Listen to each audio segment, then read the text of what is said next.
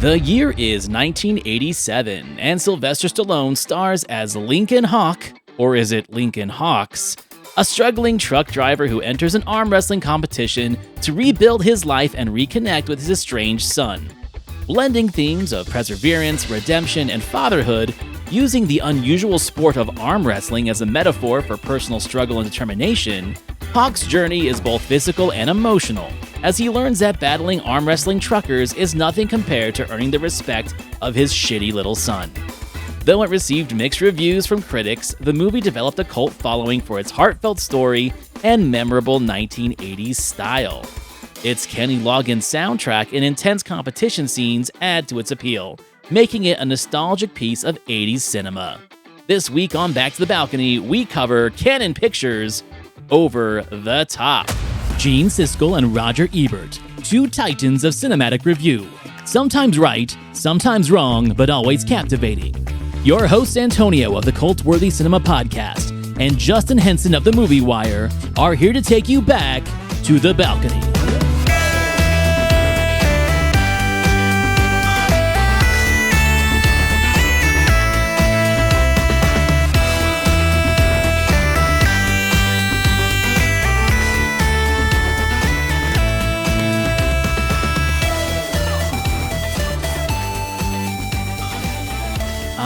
So I've covered this before on the Cult-Worthy with our good friend Matt of the now retired Decaying with the Boys podcast, where we spend a good 90 minutes just kind of like fawning over the movie.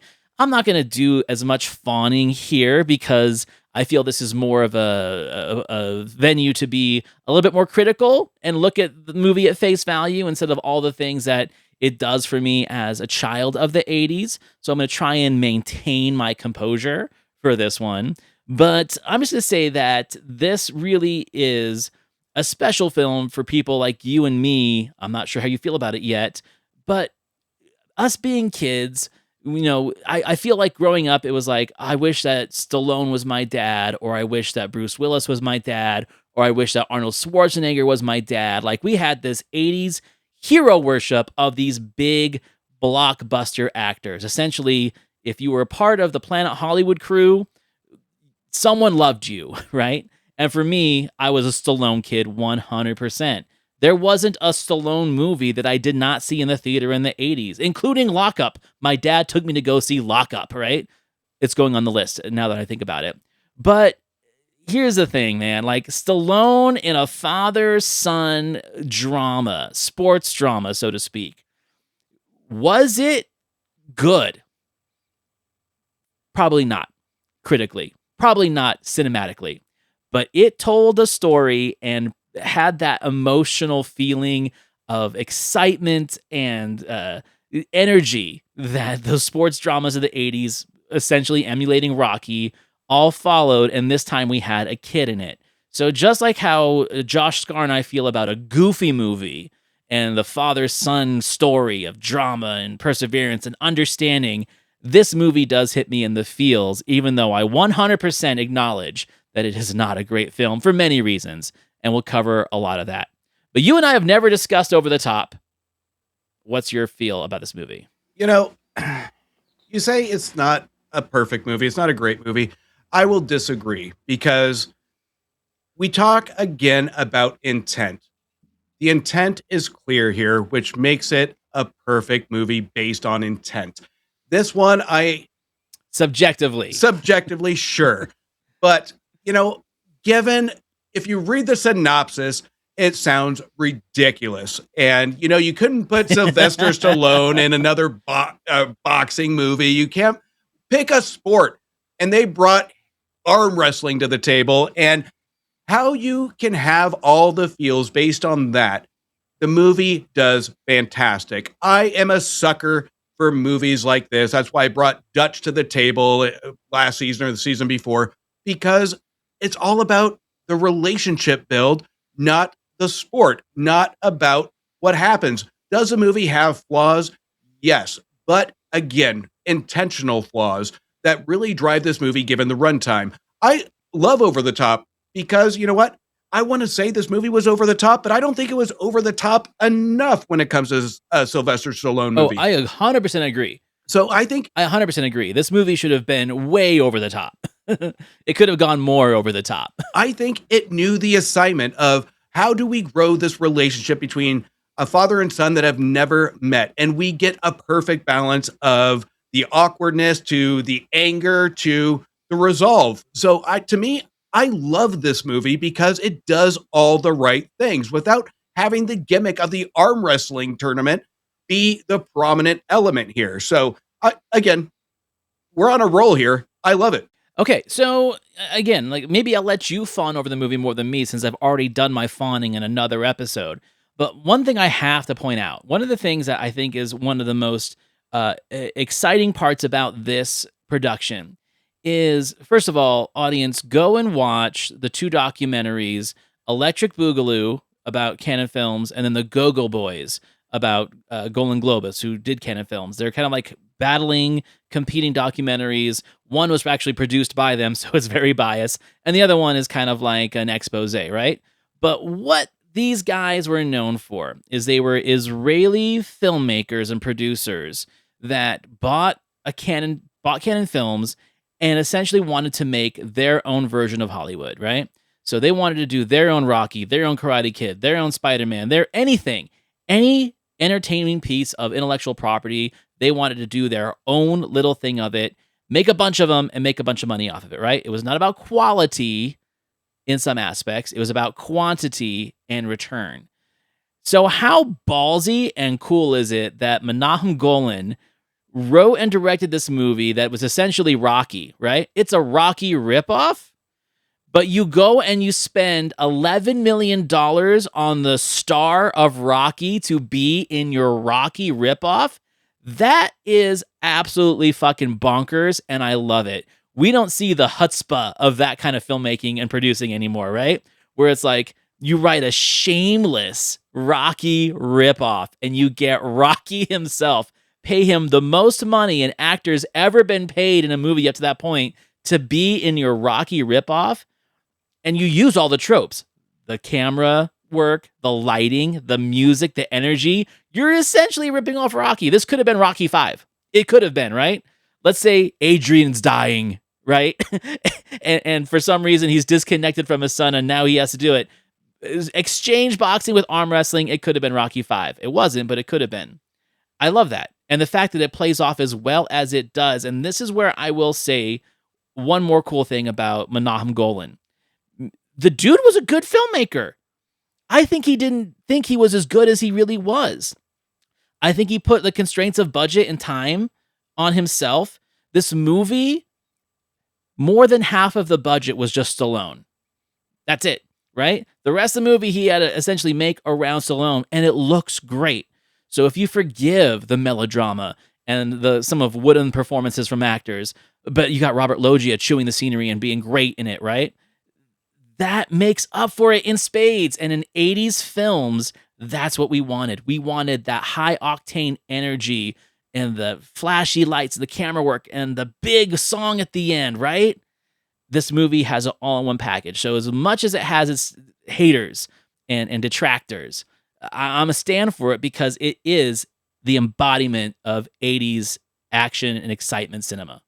You can tell a ripoff when you see it, and it's usually a go, go, go.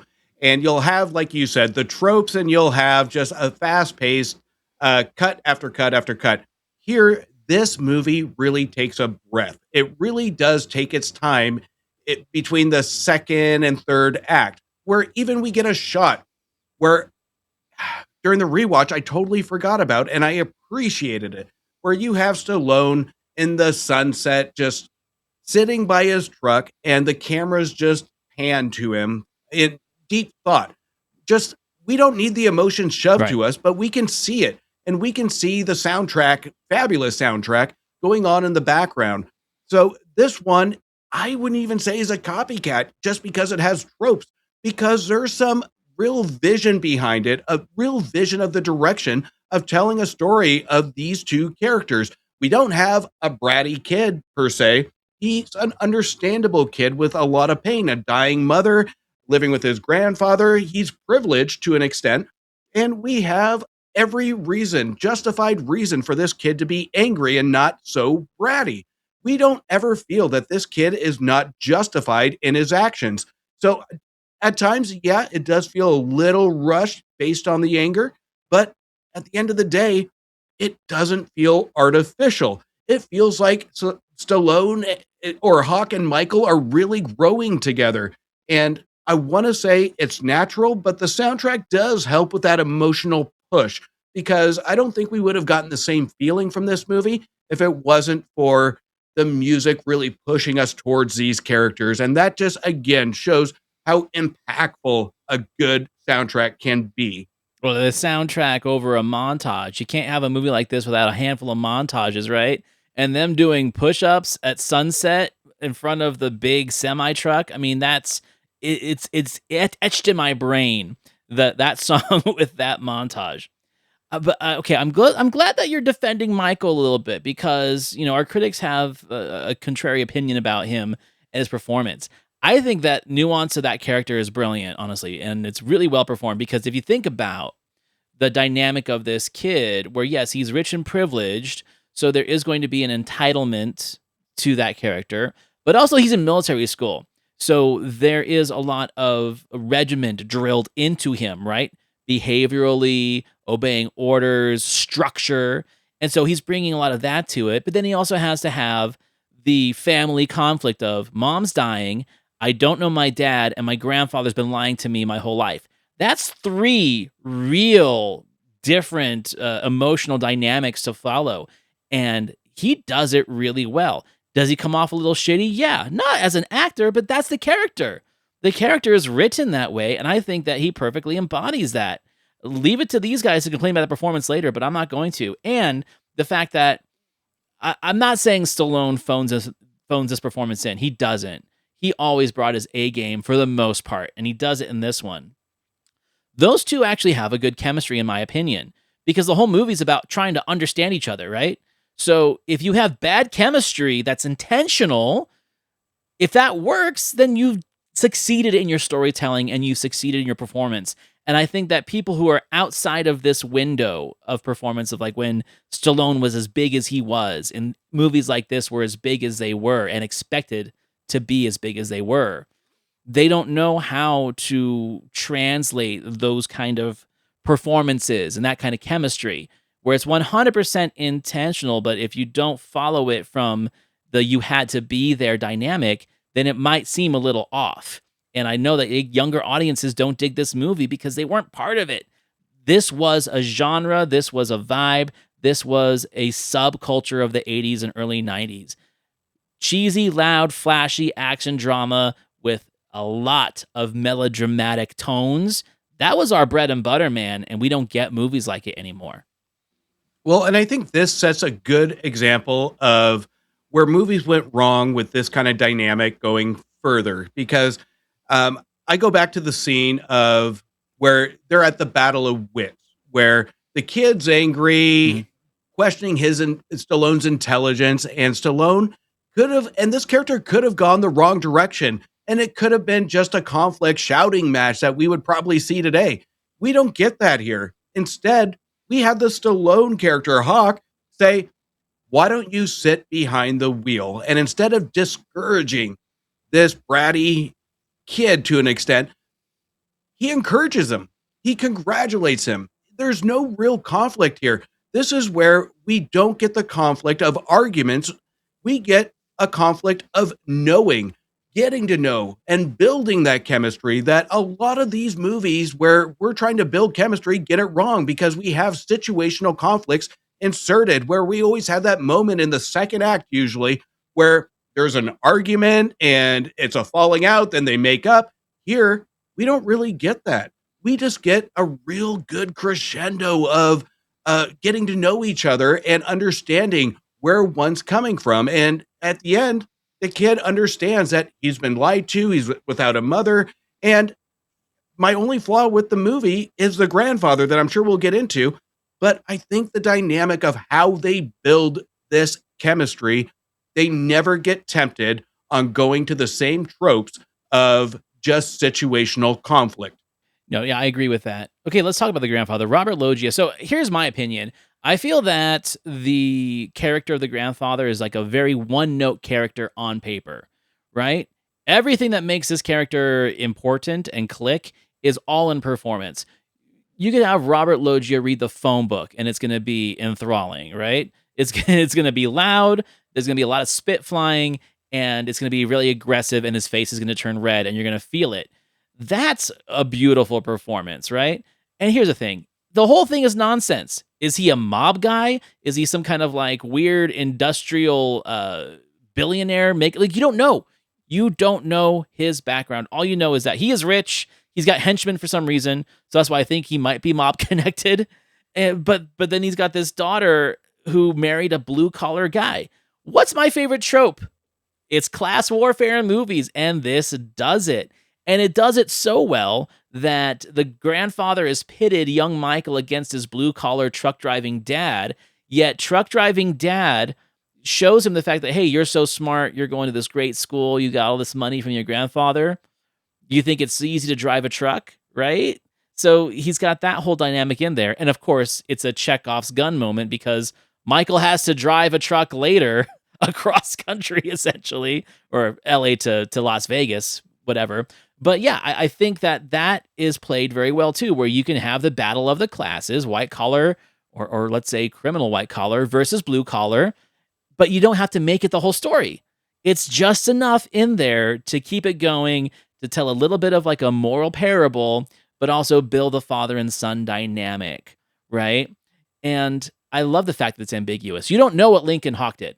You have no idea what he did to ruin this relationship. He just says he made some mistakes. Brilliant.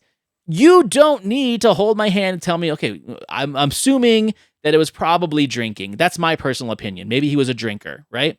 But it could be anything.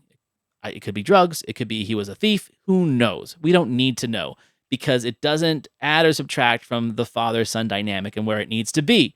Just keep it at, he's a guy who owns one denim shirt and a tie and a bunch of tank tops, and that's his life, right? And then Michael is this military school brat with a dying mom. Beautiful. It's so cliche, but the brilliance in the cliche is that they don't make it feel cliche, right? It's bullshit. It's a magic show, and it works on me. I think you said it brilliantly that it's a cliche, but it's not. But I think it's not drugs because this is where the arc is, where it really ricochets the curiosity of what he did. Because in an honest conversation, the kid calls him on it. Grandpa says he was in drugs, and he says, no, I wasn't. So, but he doesn't volunteer any other information, which usually is a step down. So I think you're right. Might be alcohol, but we don't know. But it is a one-note character because here was my biggest disappointment with the film. If I were to nitpick, is we have the father beside the mother dying, and it's a sweet moment where they start to get in an argument, and Grandpa says, I'm going too far, rest. And then we don't really get much in between until the death. And the death to me is rushed, where we focus primarily on the father-son relationship and then insert Grandpa when it needs to be. And I think we really needed an arc with Grandpa other than just a singular line that says, this is my only family member left. We get the justification and it works, but that's what separates this from a good movie to a great movie is we needed, I think, a little bit more screen time to really explore this instead of just having Stallone ram his truck through the gates.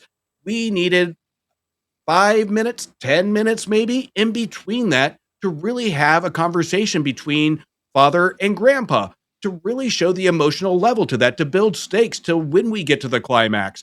So I think that is my biggest issue with it is grandpa, is I needed a little bit more because when we're talking father and son, there's also an overhanging theme of losing a daughter. And I think that would have pushed this emotionally to the next level. I get that, but I also look at it a different way. I think it all has to do with ego. I think that grandpa's a narcissist and he can't have his one family member like the blue collar stinky truck driver more than him after all he's done for him. I think it all has to do with ego. And again, that can be totally subjective. That's how it plays to me, and I'm understanding of it because there's lots of people in this world who just function on ego. And it's like, how dare you like the stinky truck driver guy? I'm the guy with all the money and the henchman. I bought you all these toys. Love me, want me. I think that's perfectly justified. And then let's just say that in that aspect, the mother is the last connection of the grandfather with actual humanity, empathy, a feeling other than ego. And once that dies, that part of him dies, and therefore it's just about control. Just about control, just about control. I'm projecting a lot onto this character, but I think it really translates through performance. The way that Logia does it, I think that is what he's feeling is, I don't want to be left for the stinky truck driver. Like, that's how I feel, and it totally works. Go send the henchman and buy him off. Money's nothing. Give him 100 grand, give him 500 grand, right?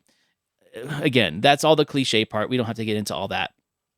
Let's talk about really fast just the climax, man. Like, I know Stallone worked on the script, and I know that Stallone had Menahem Golan's ear on how to shoot stuff.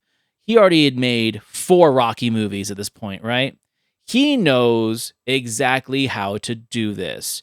So it wouldn't surprise me if he was standing right behind the camera during that climax sequence. But how the hell do you make arm wrestling that exciting, right? It's 2 guys holding hands and grunting. But you do some whip pans and some flashy lights and shots of the casino and have that music in the background. That's brilliant filmmaking, in my opinion. It does not get enough credit how you can make arm wrestling and 20 plus minutes of arm wrestling that exciting. One of our critics even says something about it. And if you can impress him with an arm wrestling climax, then you're doing something right.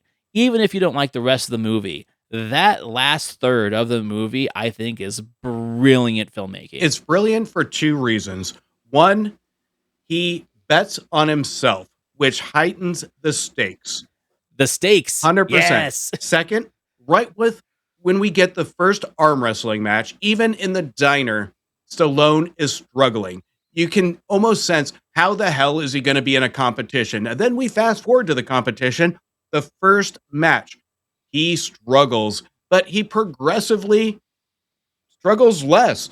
So I think that's the brilliance of setting the scene of this is going to be more challenging than what the viewer thinks. And I think that is great filmmaking, just having us question what the outcome's going to be, even though we all know what the outcome's going to be. But I think this is where it's really smart. When you have Stallone, you've seen him in sports movies before, you have to pull back. You have to pull back and say, give this man a challenge. Let the viewer say, this isn't going to be as easy, and the outcome might be a little bit different, because we're going to give you 2 examples before we get to that match or that finale or that final arm wrestling match to really question if he can really do it. Well, and again, like, people say the script is lazy.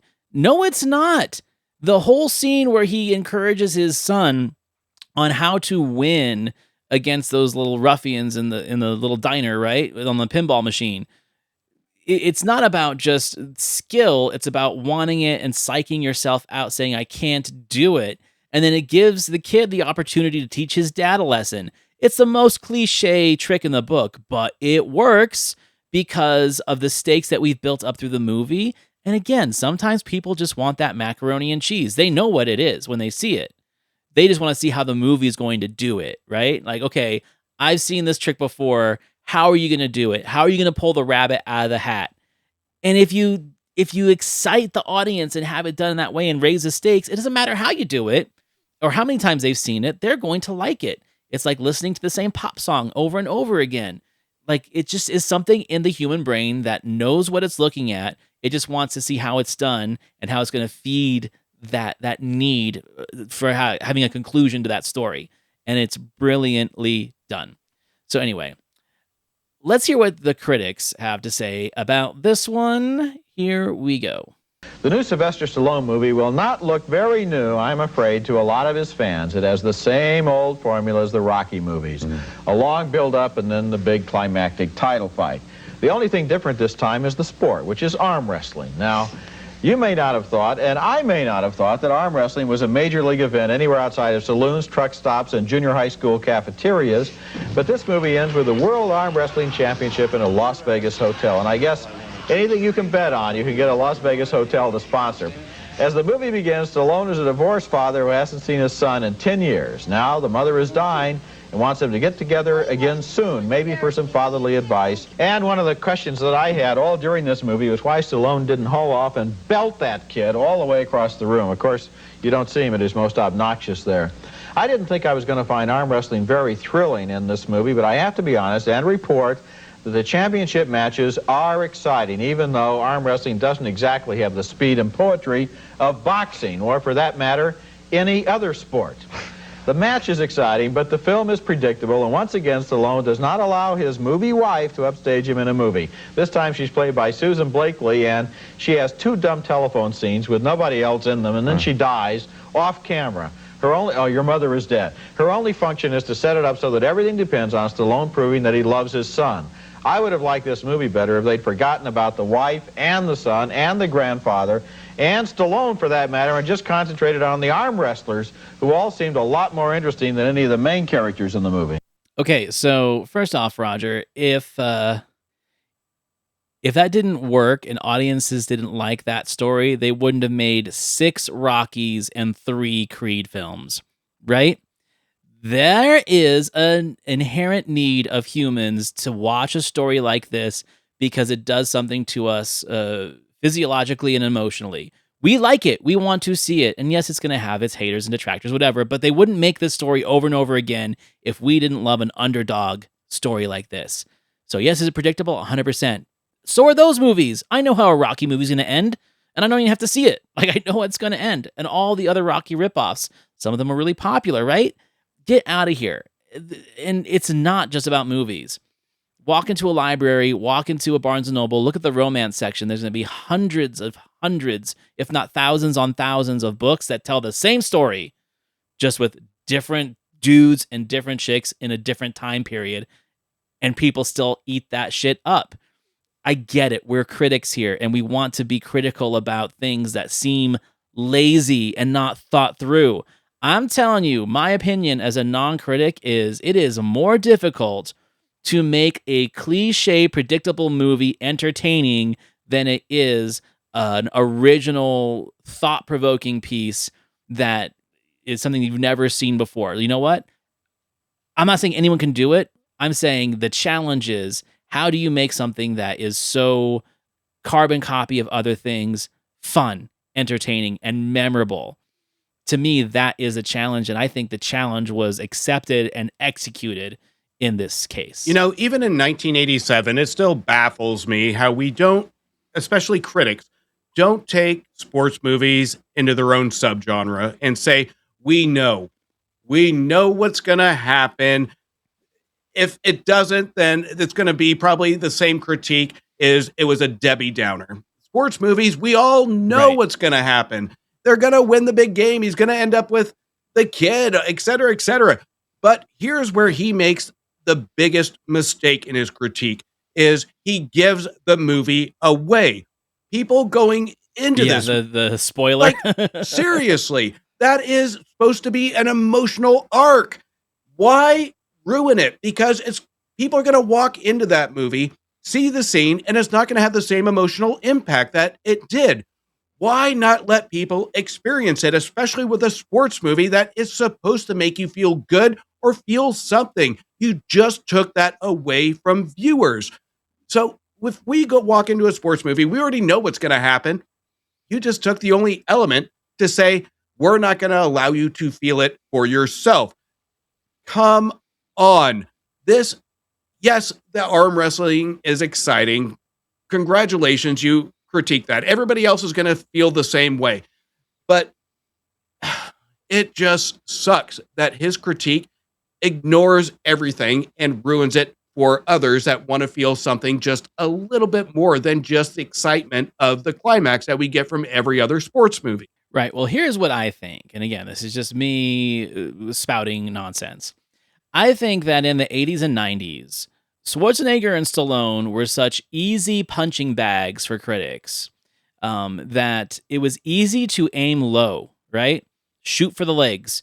And then if a movie was surprisingly better than you thought, then you can promote it even more because people's expectations are already low, right? Red Heat's not a good movie, and the first Predator, well, maybe it's not that great. The first Terminator, maybe it's not that great, but Terminator 2 and True Lies, well, this is a whole new level for Schwarzenegger. It's not. They're doing the same thing in every movie, but I feel that those stereotypical action stars of the 80s, critics just aimed low on intentional, right? It was an intentional aiming of setting the bar low, so if a movie did entertain them, they could promote it and they could champion it without affecting their credibility as critics. And I feel that's what these two did a lot with action stars, especially Stallone and Schwarzenegger. And I feel that this was just an aim low, put the bar low, shoot for the legs, because it wasn't going to be a big enough hit to affect their credibility if they even slightly liked it. And of course, Roger does what he does a lot. He's praising the technical aspects of it. That arm wrestling scene at the end was great. It was really energetic and exciting. So he's not hating on the whole movie. He's giving it some flowers, but it's very controlled. It's very precise. And I think that is something that a lot of critics did in the 80s with these action stars. And I feel it's like, a little disingenuous in my opinion. And in hindsight, the more you see it, you recognize the pattern. Well, I think he does shit on the movie because really he takes the main aspects out. He doesn't really comment on Stallone. He focuses on the last 15, 20 minutes. He calls the kid a brat. And the kid. Yeah. Most of the movie, he pretty much says the kid's a brat. He's not likable. And he just goes into the climax of it. So there is likability here. But I have to be fair. In 87, we didn't get a lot of examples going forward that we got prior to 87, where we had that dad-son relationship in a sports movie, or like we did with Dutch going into the 90s. So there's really a bare minimum thing to compare it to. So, and again, with 80 adults, any kid that talks back was probably a brat. But today, we can appreciate the chemistry of conversation that's going on here. And Stallone might have had maybe, 25 pages, maybe, of dialogue, because anything he says is like 1 to 2 sentences. So, but it's when he does spout his line, it's intentional. It's really sweet and it's impactful. And that's where I think Roger should appreciate that aspect of it. Is yes, it's a Stallone movie, but the writing is purposeful when it comes to building this chemistry. It's not, again, over the top. It's not forcing emotion. Things are going gradual throughout the movie. So I think that is missed when it comes to Roger's critique here, is how gradual the relationship is, because the kid, even in his eyes, isn't a brat the entire movie. It's just the initial meeting. It's 20, maybe 30 minutes, if I'm being generous, of conflict, and then we're all good. My favorite Stallone line, which he wrote in any movie, is in Rocky 2, when he tells the commercial director, he's like, I'm not punchy. I just have a relaxed brain. That is this character. I think Stallone, who's a very intelligent person, I think he knows his limitations as an actor. And so when he writes characters for himself, or let's say, I'm not saying that he wrote this script, he had some pages in the script, but you know that he developed his own characters, right? Like if Lincoln Hawks was a certain person, it was originally written for Don Johnson, and until they got Stallone, right? So that would have been a whole different dynamic. But yeah, he has that kind of lovable idiot quality to him, and it's totally intentional and totally projected, and it works. It's what makes him lovable, because if any character that Stallone plays was actually like controlling, manipulative, and intelligent, we wouldn't like him as much. We'd be scared of him. A strong, muscular dude who looks menacing like that, make him smart, intelligent, and well-spoken. Well, now I don't like him. That's a villain. Make him kind of relaxed-brained. Now he's lovable. So yeah. Now Gene goes on. I just must reemphasize the kid. The kid plays a very large role. They know that they don't have a lot to show with arm wrestling. I mean, how many times can you go this way and this way? I mean, it just isn't kind of that thrilling intrinsically of a sport. So, watch a metronome, you get the same effect. But the kid occupies probably 2/3 of the picture, and the kid is cloying, obnoxious, just not a good actor. It is totally predictable. The one trick you learn is that Stallone puts his hands here. Give me your hand. Remember he goes up like this. When he wins that way, wouldn't you think that some of the other guys would figure it out and they would try and get the advantage over the top? No. Yeah, then you also always have some kind of an expertise gimmick at the end. For example, when their hands are so sweaty, they slip apart, so they have to bring out the strap. Get and put them together.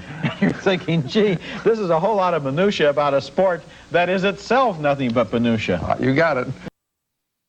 I think they totally just told on themselves because, yes, what did I just say? It's a sport that's not very interesting that the film makes interesting. It is the idea that the good old-fashioned fuckery of storytelling where you can make something that can be deconstructed so easily, entertaining to the point where you don't care that it is a mirage. You don't care that it is just a big magic show. That is the brilliance in the filmmaking. And audiences are going to react differently. But I think that cinema appreciators, people who've seen thousands and thousands of movies like you and I have, when you can see a movie like this do it as well as it does, that is talent and that is a knowing of your craft. You are a great filmmaker if you can make something flashy, fun, entertaining, and memorable out of what's essentially a horse shit concept. I think that you deserve an Oscar more than making a moody 3-hour drama where everyone dies at the end, right? Go fuck yourself. I don't care. That's why I don't care about awards. I would much rather watch Over the Top. 100%. And Roger even contradicts himself here, where he started the review with saying it's exciting, and then now they're deconstructing it. And, anybody that goes into this as a first watch, I would challenge saying, tell me this isn't at least engaging. Tell me this isn't at least a little bit exciting, because honestly, during my rewatch, I haven't seen this movie in years, and I still was engaged with the climax to it. Even though I know it's arm wrestling, I didn't care because the filmmaking was that effective. We can see the flaws throughout the movie. There is flaws in the storytelling, but to what you spoke to earlier, it's the filmmaking that really hides it to make it really an effective movie. With every camera shot, and Stallone, you're probably right, had some play in the background to know how these shots are going to be. So to them to deconstruct this movie, and again, it's a sports movie. We know it's about how effective the feels are by the time we reach the climax. And this movie gives you the feels because you want to root for Michael and you want to root for Hawk. And at the end, you get a happy ending. Those that bought a ticket, those that watch it, got their money's worth because they got the feels that they paid for.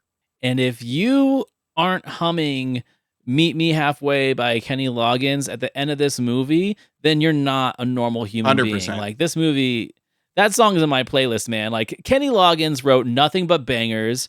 Fight Me, right? Kenny Loggins is one of the most talented and successful, in my opinion, songwriters for movies, right? Like, if there's a Kenny Loggins song in a movie, game over. Your movie's a hit, right? Footloose, Top Gun, Danger Zone, Meet Me Halfway. I'm sorry. These are all bangers, and I will fight anyone who disagrees. All right. So as for the review, we gave my guy a bad score on last week's episode. I'm sorry. I got to do it again. There's something that annoys me about the pretentiousness of this conversation between the two of them, right? Like, they feel like this is such low-hanging fruit cinematically that they can just spend 2.5 minutes really talking shit about it and not really dissecting the nuances of the movie. They spend all their time on the kid and on the predictability and deconstructing the nonsense of the over-the-top technique in arm wrestling. It's not, again, I think it's the pretentiousness that bothers me. And they're critics. You need to have a level of pretentiousness to be taken seriously as a critic, especially when you are reviewing high-end cinema, and popcorn movies like this. I'm not going to give him a D. I'm going to give him a C. And the reason why I'm going to give him a C instead of a D is because he didn't really shit on the movie. I think that he really picked the two things that bothered him most: the mechanics of the arm wrestling and the kid. If he really, really, really hated this movie, he would have spent a lot more time on the things that we like about the movie. The way the script actually handles the predictability of the story, the filmmaking that we particularly like, and the blood, sweat, and tears that are obviously on the screen. He didn't. So I do think he deserves a C for not going against the things that I like about the movie, instead wasting his time on the two pretentious low-hanging fruit aspects of it. I think that's fair. Roger, I'm going to be a little bit more harsher with, because he made two mistakes. You should. Because one, he contradicts his own review, calling it exciting, then going and having banter with Gene saying, this is the flaws with the climax. And second, this should be an automatic default of a bad review to Roger, of giving away something of the movie that's pivotal to the story, to the emotional impact. That is a party foul when it comes to any critique of a movie. So I think between contradicting himself and giving stuff away, it's an automatic 1 star for Roger for me. Well deserved. And here's my thing about that. If it's in the trailer, I think that it's fair game, right?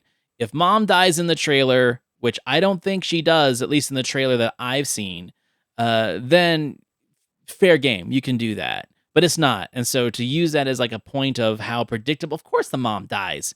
You think the mom's not going to die in this movie? Of course she's going to die, right? But you don't have to say it in the review. So yeah, I agree with you. 1 star on that one. Cool. Yeah, I kind of predicted that you would at least have some nostalgic value for Over the Top, but I feel like it's even more than nostalgia.